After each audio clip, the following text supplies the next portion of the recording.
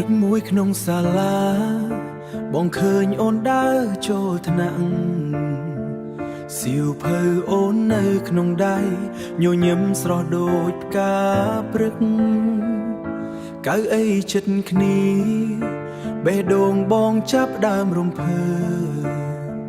ស្នេហ៍នេះសិតកើតឡើងដោយមិនបានគ្រោងទុកពេលរៀនបងលួលមើលអូនវិញញញឹមធ្វើបងភ្លឺចិត្តសៀវភៅមួយយើងចែកគ្នាសរសេរស្នេហ៍សាមញ្ញតែមានន័យធំស្នេហ៍នេះសិតស្រស់ដូចថ្ងៃថ្មីរៀនជាមួយអូនបេះដូងបងរីករាយកាហ្វេតូចមួយក្រោយម៉ោងរៀនคล้ายជាអនុស្សាវរីយ៍មិនអាចភ្លេចថ្ងៃបញ្ចប់ថ្នាក់បងសង្ឃឹមថាអូននៅជាមួយបងទោះពេលវេលាប្រែ